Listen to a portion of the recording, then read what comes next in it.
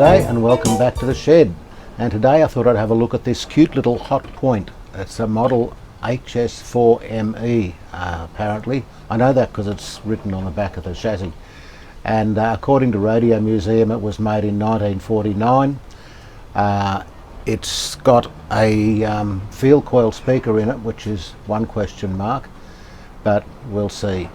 It looks to be pretty good. The bakelite all looks dull but okay.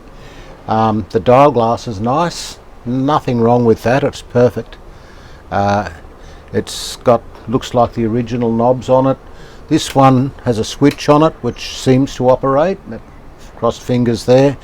This one doesn't have a switch on it, and this one is a tuning, and it works well. It turns the pointer. I presume it turns the tuning condenser as well. So I thought this is the perfect little project. I bought this about 6 months ago apparently, put a cloth over it to keep the dust off it, put it on the shelf, put something in front of it, and completely forgot that I bought it. I rediscovered it again the other day cleaning up the shed after that General X radiogram, and I thought this will do nicely.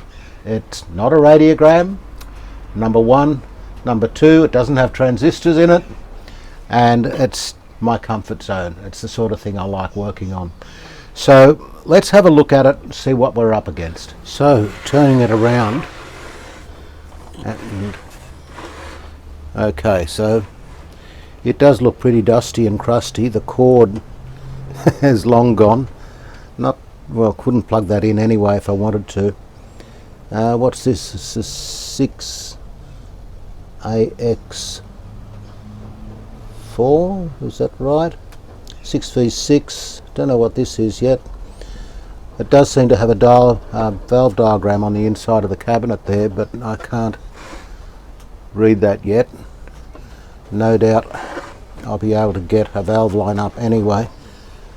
It's only 3, it must have another valve in there. Yeah, there's another valve back there that I can feel but I can't see yet. And so much for the case being intact. It's got a big crack in it here down the bottom. We've got a big chunk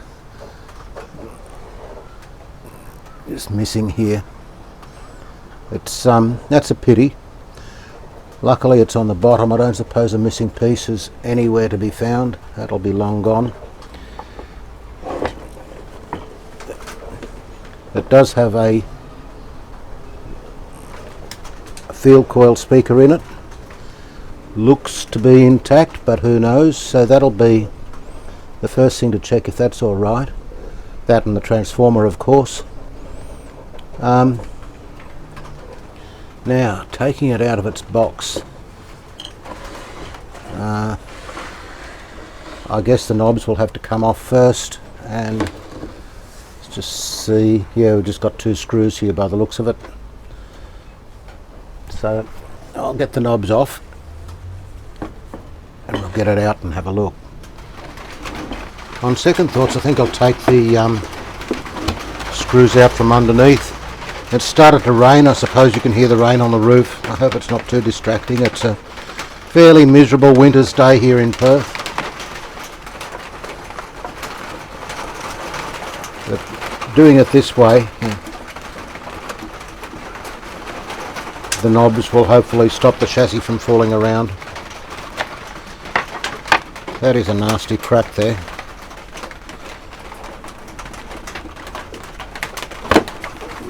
I'm trying to support the chassis as I turn it up.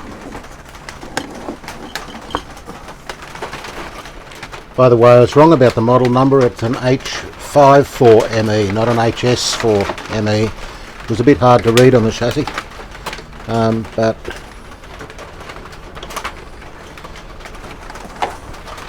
I found a schematic for it on Kevin Chant's website. Radio Museum didn't have one. So that'll be great. Thanks again, Kevin. Always to the rescue. And it's a full service manual. I printed out 3 pages of it before my printer ran out of toner, but I'll sort that out later. So here we go.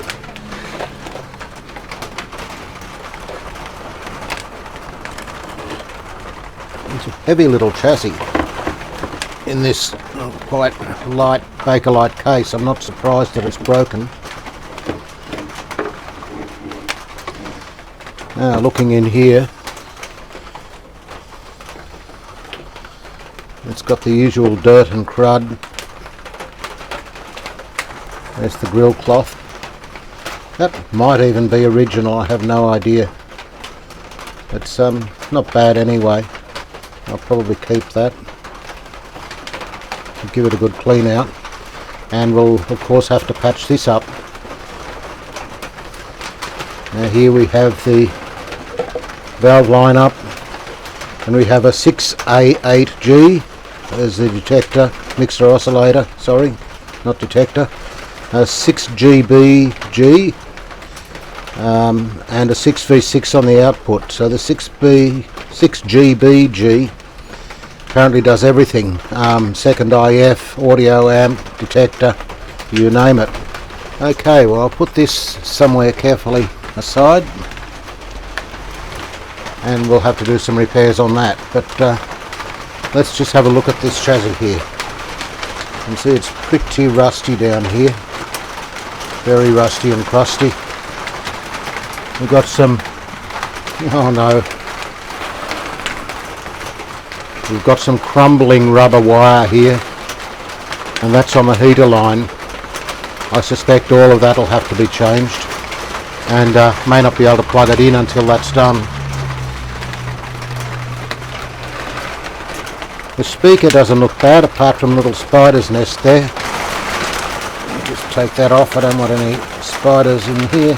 And this looks like it's been replaced. Come loose anyway.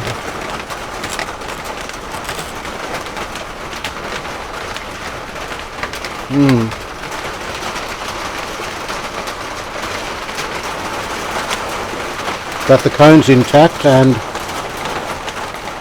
as far as I can hear over the rain, that's not scraping, it feels free. Of course we don't know anything about the field coil yet.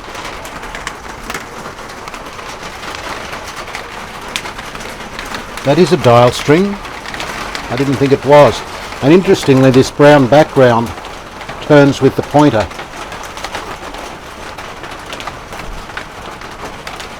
So that all seems to be working amazingly. I wonder if I should take the dial glass out just for safety. I'll do that in a minute. Let's turn it upside down and see what it's like underneath. I'm a bit worried about that crumbly rubber wiring. Oh yeah. Oh, look at that. That's at it, and the heater string. Oh, the rest of it doesn't look too good either. Well, that's looks like the main's coming in. That's crumbly. There's not a lot of it, but I think all the wiring is going to have to be replaced. Some of this is plastic. It looks like it's been repaired at some time. That, I think, goes up to the speaker field coil. I can't see any components in there that have been replaced. We've got these black moulded caps, which are most certainly paper. Everything's quite covered in dirt, so it's hard to see much, but yeah, this is going to be a bit of a job after all, this one, and I think I will take that dial glass off before I break it or something. That looks like it's popped out of that corner there, or maybe the corner's broken off, which could happen if this front panel's twisted. And you can see that it does flex quite a bit. So that's probably what's happened to that. Luckily it hasn't broken. I'll just undo this little screw here and it looks like it'll lift out.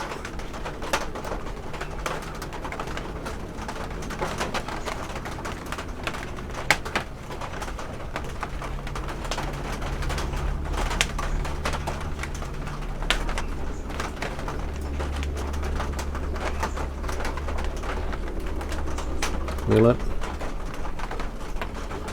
not sure. I'll take it right out.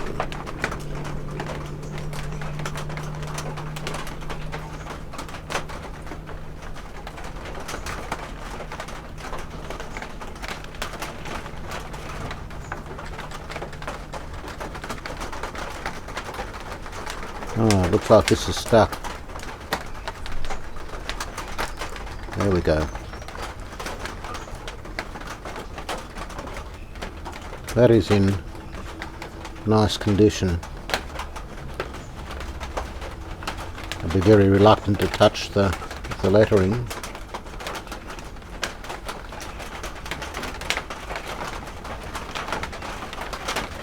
Okay, let's put this little corner bracket back on.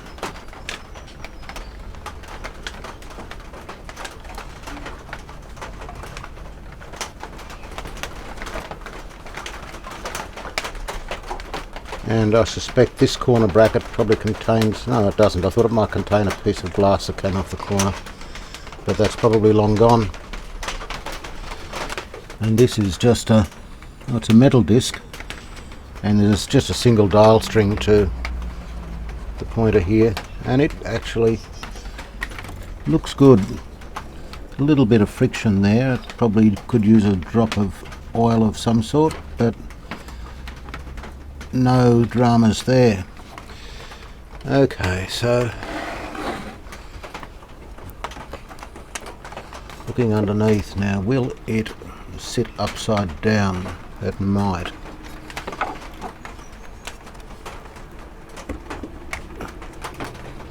Not well. I'll have to make up some kind of a stand for it. Yeah, that's going to rest on the top of that valve, so I can't really do that. Gee, there's a fair bit of rust and corrosion down there too.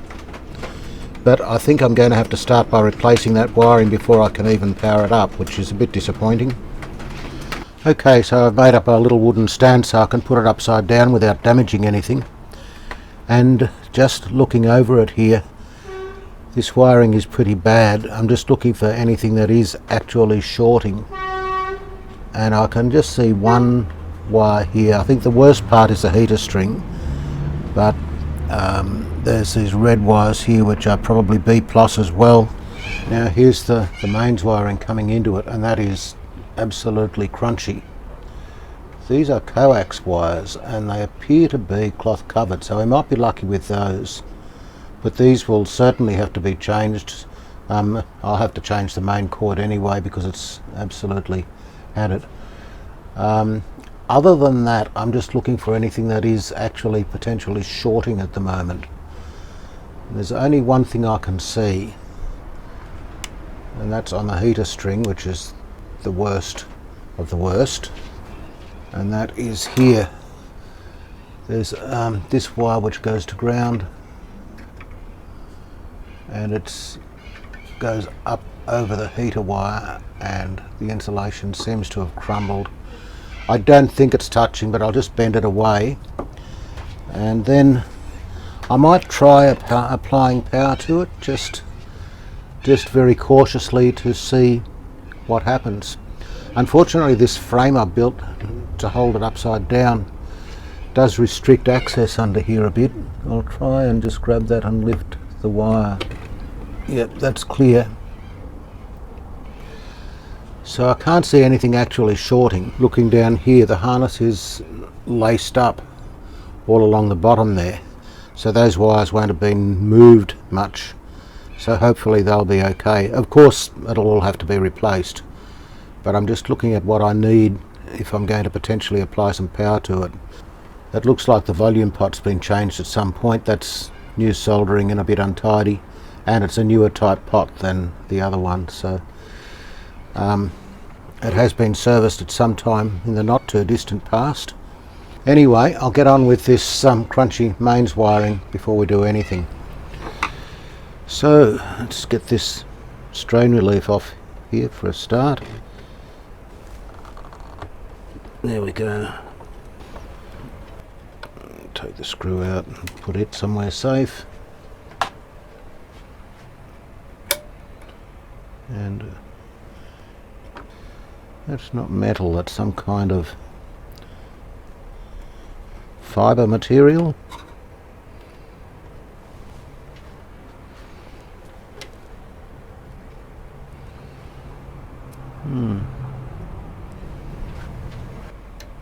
Now first I better do this run to the transformer, I suppose.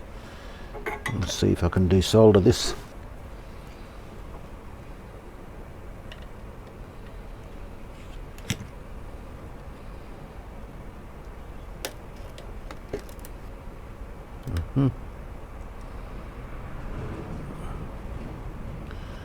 And that one down there, I'll do them separately, even though I'll have to do both, of course.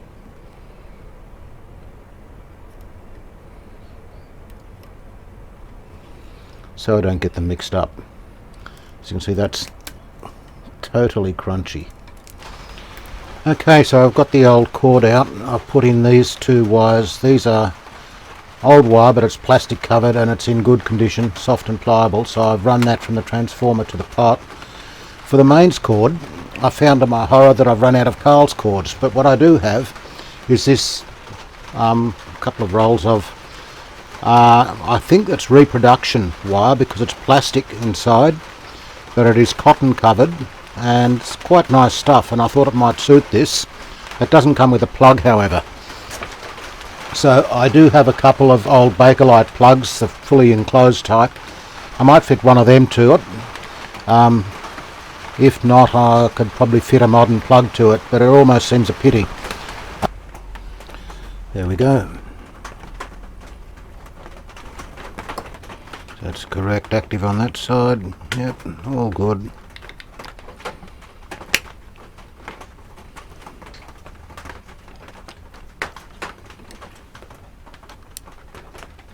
Now I know people won't agree with using this plug, and I may decide to change it, but it's a nice period plug. It's in pristine condition, which is why I kept it. I normally throw these things out, but not this one.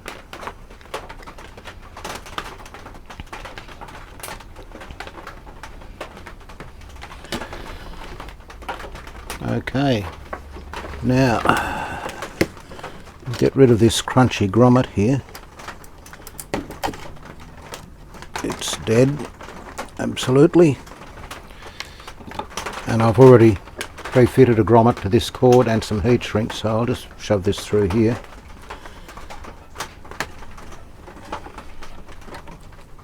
Heat shrink goes inside, and that is about the right place, I think. Yeah, that's about right. So I'll just work the grommet in there.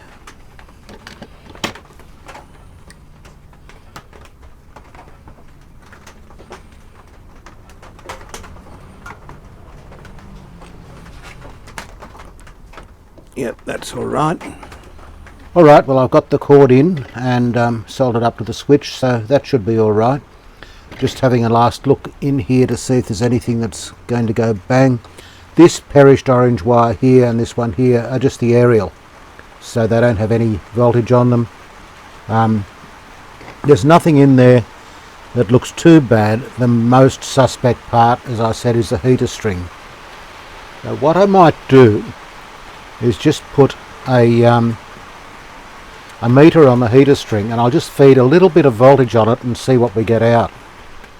Okay, so what I'm going to do is take out the rectifier valve so there won't be any voltage going through the chassis, and I'm going to apply a small voltage to it and just see what we get on the heater circuit, just to make sure that that's okay.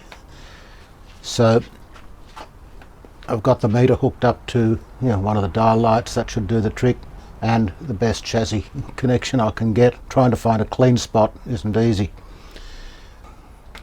Meter on to AC volts. So we've got about 230 volts on the mains at the moment. The radio is off still. I haven't turned this switch on. Now 230 divided by 6.3 comes out to 36.5 volts. So at 36.5 volts we should have 1 volt on the heater. So I'll turn it down. It's going to start flashing because of low voltage. It gets upset and flashes on and off, but doesn't matter. That'll, okay, 39.3, 31, so we need to come up a little bit. 35.5, that's pretty good. Alright, so let's just, 38, it's gone down a touch. This is all over the place. Cheap variac. 35.7. That'll do. Okay, turning the radio on. I've got 1.3 volts AC on the heater. 1.4. Well, one thing for sure, there's no shorts in it, or we wouldn't be getting that. I'm wondering if we're getting accurate readings this low down on the variac. What I might do, since it doesn't appear to be shorting or nothing seems to be going bang, is increase the voltage. Now if I put in 115, I should get half the 6.3. That would be about 3.1 volts, 3.15. So let's just bring this up. I'll do it slowly until it's seeing 110, 82,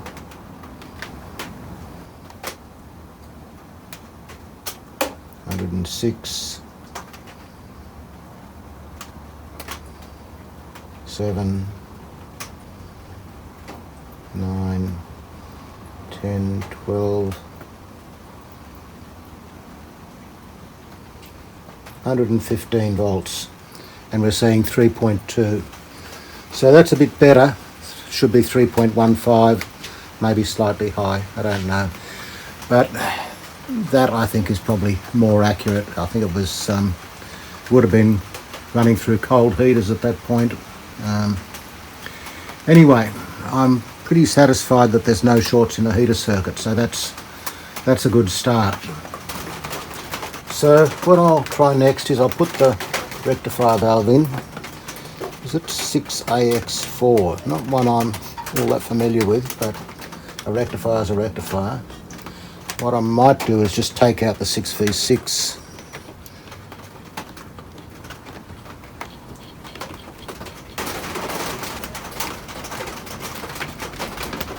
Don't want anything to happen to it.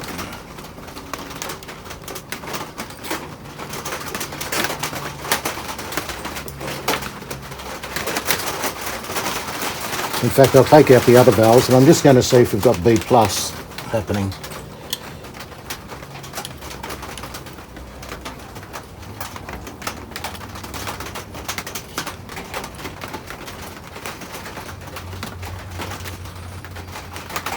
Now this is I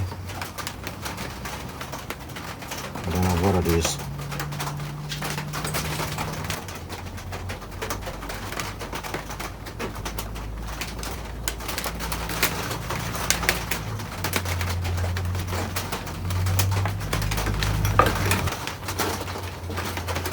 There's 68 in the back.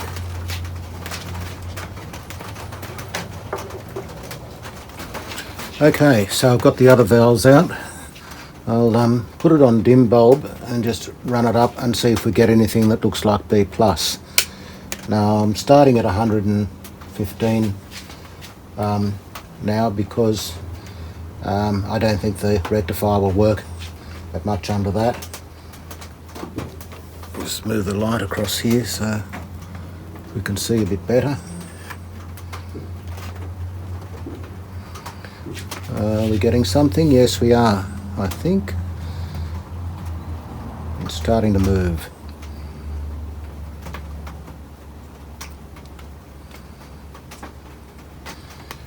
Coming up rapidly now.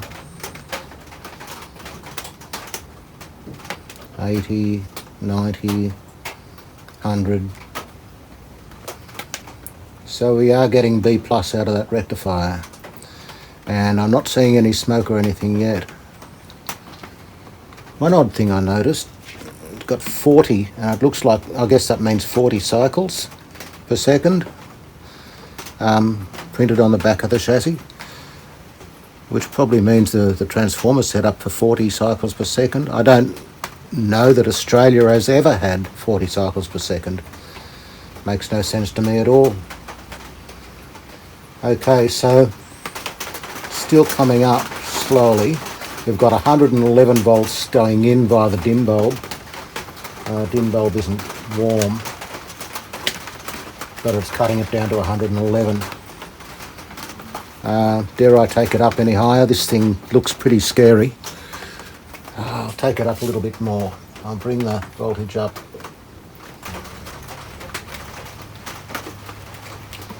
If I go to 115 volts, okay, so that's 179, 180 volts out at 115 in, so you can expect 360 volts unloaded, I suppose, at full voltage. Don't seem to be any problems there at the moment. Okay, I'll wind it up a bit further. Okay, it's 200 volts. Nothing's going bang. The B plus is still climbing.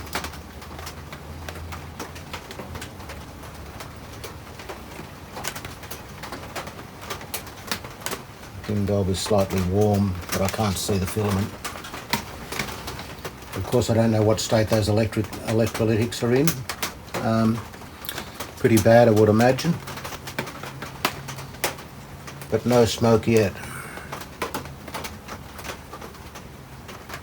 Of course we won't hear anything without any valves in, but I just wanted to see how bad that wiring was. Alright, I'll turn that off. It doesn't appear that there's anything frightening going on there. So what I might do is put some valves in it and very slowly bring it up and see if we get any signs of life.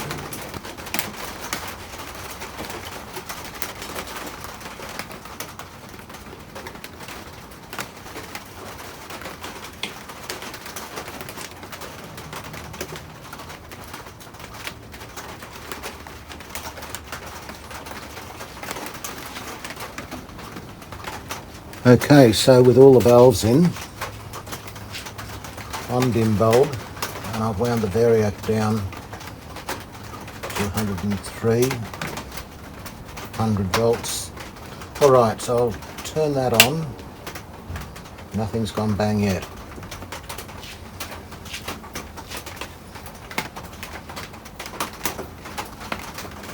Start winding it up. 85 volts. Now this is the voltage that the set is actually seeing through the dim bulb. So bring it up to 100 volts-ish. There we go, 102. I don't know if we will be seeing heaters yet. Probably not. I'll just let it sit there for a minute.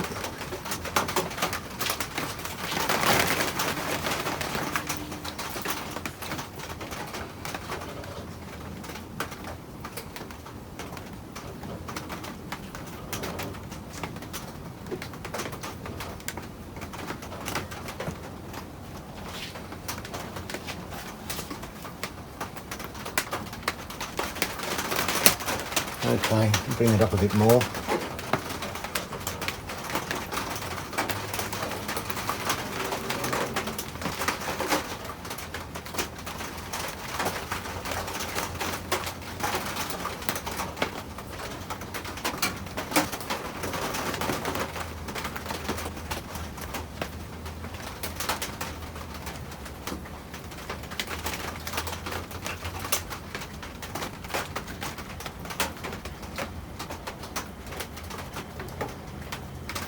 Up to 136 volts.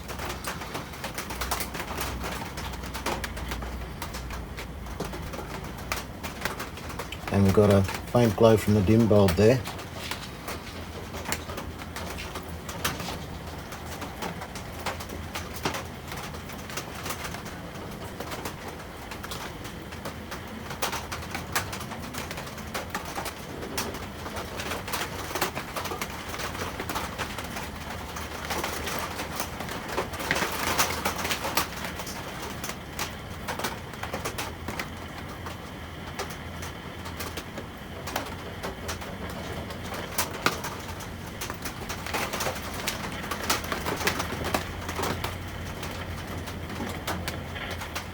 I can hear something from the speaker.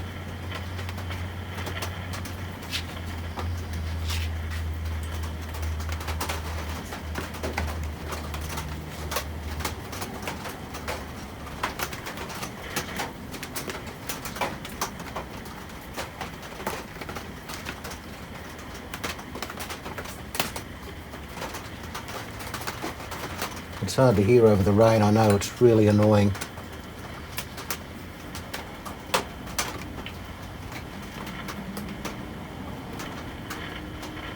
Definite noises from the speaker. So that means the field coil's working and the output transformer. It's a pretty good start, I think. Definitely hearing crackles there.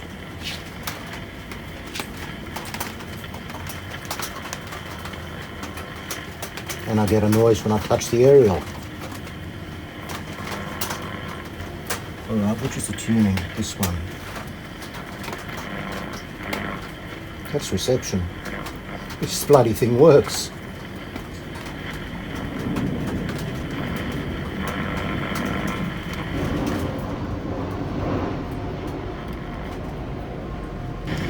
Okay, we've got trains and aeroplanes doing all sorts of things here. They seem to have gone now. And the rain on the roof, so we're struggling a bit here, but I'm hooking an aerial up to it.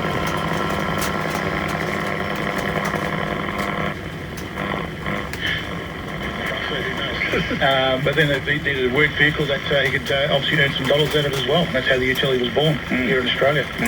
So again, after the Model A and the use, Crusty old heap of crap works. The Falcon was probably in the early Amazing. 60s, so that's when we probably came into production of real Australian cars. I think it was probably the XK, Wolf, from memory. Yeah. I think it was 62. A little bit behind, again, the other brand, Holden, which we're still on dim bulb and it's only seeing 165 volts. A bit hopping there in history. So they're a little bit behind times as far as that went. Ahead of times in the late 20s. I'll bring it up a little bit more. Australia, they were caught a bit short. And we can remember, can't we, the incredible rivalry. You mentioned Holden, of course, the incredible rivalry between Alan Moffat driving his Ford and Peter Brock driving his Holden. Okay, well, that's amazing. I'm not going to push it too much with all that crusty wiring inside. I think next we'll turn it upside down. I'll replace the wiring. I guess I'll replace the electrolytics as a matter of course. I don't know. I'll have to think through what I'm going to do with this. I'm just amazed that it actually works. Well, it's a few days later and it's nice weather again now. Sunny winter day, I suppose. We're expecting a top of 20 degrees. And the first thing I noticed looking at this particularly crusty orange wire here, which is the aerial, it goes from the aerial coil here, is attached to this terminal of this coil and goes nowhere else, and then onto the aerial terminal. Looking at the schematic, here it is here, it's L1, it should have this capacitor to ground, which I looked up, and it's 50 UUF, which I presume is like picofarad, so it'll be a 50 puff cap to ground. Now that's gone, nothing there. It might have had something wrong with it, I don't know, been removed. In any case, I thought I probably should replace it. Now firstly, I'll just check continuity on that coil. I'll just put the meter there where you can see it. And the centre terminal here just attaches to ground. It's just got a screw that goes to the chassis, and it's a bit loose, so we might not get a good ground connection there. 56, 58 ohms to ground. If I tighten up that screw, I'm sure we'll get better than that. But looking across the coil, do we have continuity? We've got 42 ohms across the coil. So the coil seems to be okay. I might just dig out a suitable cap and put it in. Now the closest I've got is 47 picofarad at 50 volt ceramic cap. So put that in just for the sake of keeping it original. Another slightly puzzling thing is this capacitor here.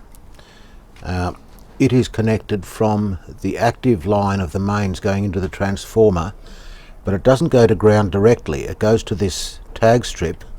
We have this orange wire which goes outside through the chassis and is then connected to the chassis ground terminal on top of the chassis. So it is effectively from the active to ground, so across the line, I suppose, basically, or from the line to ground.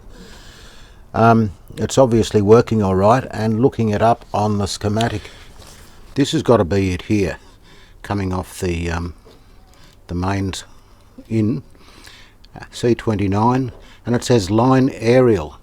Now I'm not too sure what they mean by that. That makes no sense to me. The aerial's up here, goes to the aerial coil as it should. So I guess there must be another meaning for that. Okay, so this is it. It's C29 and it says 500x UUF, so that'll be picofarad. So is that 500 picofarad? 2000 volt test. So it's obviously a proper across the line cap. I don't know what kind of cap it would be, whether it's a mica or what. It looks like other micas in the chassis, so it could be. But I think I'll just leave that disconnected for the time being. I'll think about what I'm going to do with that. I do have some proper across the line caps, although this is a proper across the line cap, presumably, if it's still in good condition. And if it's a mica, it probably is, then I might just keep it there. If you were looking forward to watching me change crusty wiring for the next 2 hours, I'm sorry to disappoint you, but I'm not going to do that. I'm going to do most of this off camera. It's pretty tedious. If there's anything exciting in it, I might show you some highlights, but I'm going to call this the end of part 1 and get on with this and get most of the wiring replacement done, and I'll come back with part 2 and we'll see what progress I've made, if any. And we'll take it from there. There's still a cabinet repair to do, and yeah, a few other things to do.